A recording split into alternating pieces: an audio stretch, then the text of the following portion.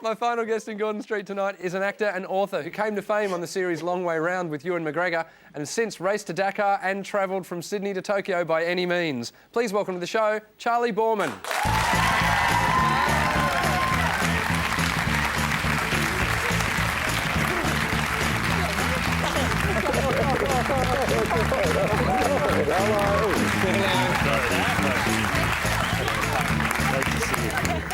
Great boobies. I've got to say, there was a lady in the front row then who just went, I only get a handshake? Now, we've been talking childhood with everyone tonight. Oh, yeah. So I briefly want to run through your childhood. Yeah. Which involved being the son of a famous director, appearing in an iconic film, aged 3, having a Hollywood legend as your godfather, and cradling a future A-lister when she was a baby. Apart from that, did anything interesting happen? Not really. No. Can you talk us through all of that? Because there'll be people who know you from Long Way Round but don't know, you know, your childhood. No, my father is a guy called Charley Boorman who did films like Deliverance and Excalibur and Hope and Glory and Emerald Forest and all sorts of stuff like that. And I grew up on film sets with my sisters, and we were always chucked into his movies because we were free. And, but I remember when I did Deliverance, he said, look, if you sit on that sofa with that bloke, I'll give you a tricycle. Sounds a bit odd now, doesn't it? But anyway, and so I sat on the sofa, and it was John Voight who I was sitting with. And this is the photo of you, aged 3, on the couch with John Voight in Deliverance. That's me looking down at the scooter. You know, when you grow up in that kind of thing, you don't really sort of think about it. I remember sitting at home, you know, I'd come in from the fields playing with my motorbike, and I'd sit down to have lunch, and there was, you know, Burt Reynolds and you know, the Coen brothers and whoever, and I'd just think these guys are just taking my food. and I wish they'd all go away. So is it true that Lee Marvin was your godfather? He was, yeah, he was. And he was a great friend of Dad's. He made a couple of films with my dad. He was a very funny man. He was quite a big drunk. And I remember one time we were living in LA, in Malibu. And it was at that time on Malibu Pier was quite a famous restaurant at the time. And so we had dinner there, and Lee got quite drunk, and Dad was leaving with my 2 older sisters, and Dad had wrestled the keys off Lee because he didn't want Lee to drive the car. And then Lee jumped onto the roof of the car, and he wouldn't get off the roof of the car. And so Dad was sitting there thinking, oh, you know, well, if I just go down the road, it's only a mile to the house, you know, I'll just leave him up there. So he started driving down the road, and Lee's shouting obscenities. I mean, really terrible things. And he gets onto the PCH.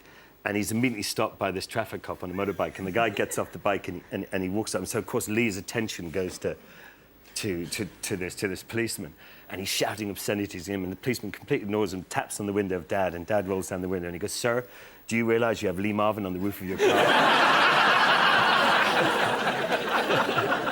And Dad goes, "Yes, I do," and he goes, "That's fine." And he just went. And that was it. So you were also at the wedding of John Voight? I was, yeah. You were I was page boy. Yeah. I was, even at that age, I was completely in love with his wife, Micheline. She was, I think, one of the most beautiful women I've ever seen in my life. And anyway, this sort of crying baby was put into my hands, and it was Angelina Jolie. But so that was it, really. How old was she at the time? I don't know. She was crying and pooed. So.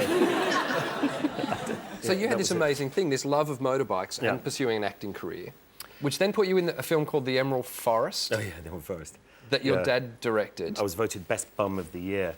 And because I spend a lot of time kind of naked in the film, more or less, with a G-string. And we've got a photo of that, by the way. Oh, you've got a photo? Yeah. Yeah, oh, yeah. Anyway, so I did that, and I was voted Best Bum of the Year by the largest gay community in Germany.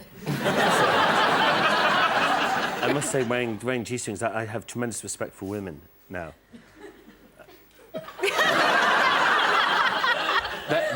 That's what gave you respect for women? Well, amongst other things. So, anyway. So you've done all this. You've started. You've got a love of motorbikes. You've got a love of acting. You've acted for a while. You've been obsessed by motorbikes. Then you worked as a painter and decorator for how long? Yeah, well, my acting career was sort of heading downhill. I got the travel bug from my dad, and so every time I got a film, it was all about the location, and so I get to this fabulous location, read the script, and think, oh shit, that was whoops, and my kind of acting career sort of fizzled away, and was when I made a film about 15 years ago now. I met Ewan on a film called The Serpent's Kiss, which was another terrible movie. It was so bad actually, it didn't even get to DVD.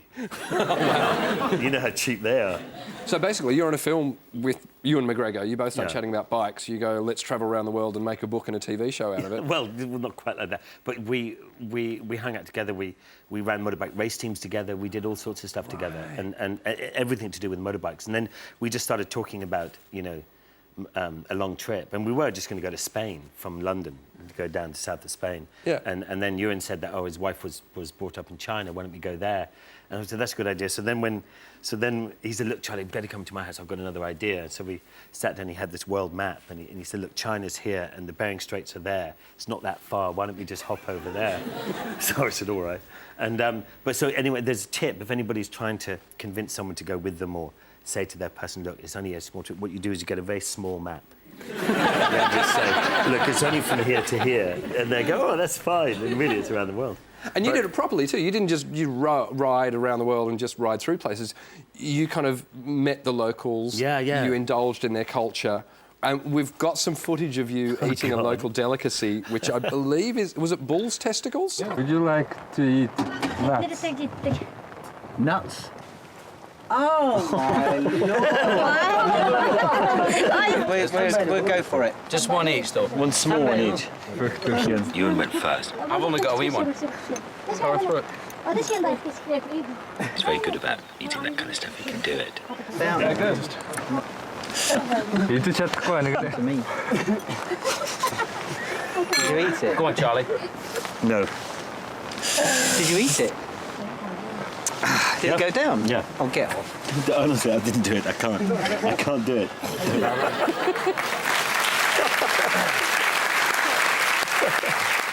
Actually, you know, the worst is when you pop that into your mouth, it actually pops.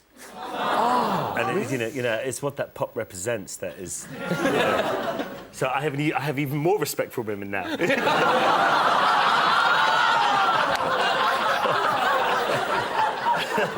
It's a joke, okay? Do you still want a hug?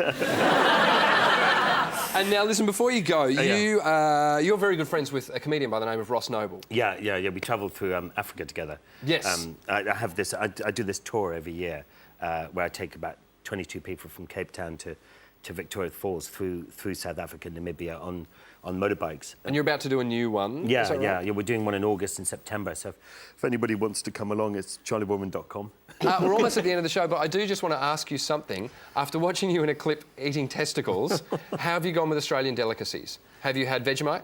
I've had Vegemite, yeah. Have you had a meat pie? Yeah, I have lots of meat pies. Have you had a violet crumble? No. You can't be in Australia and not have a violet crumble. Never fear, Adam. It's Captain Australia! There you go. Oh, I see. OK. Have a bite. Nice. Oh, very nice. Thank you, Captain Australia. Australians, all let us rejoice, because I am going to kick some ass.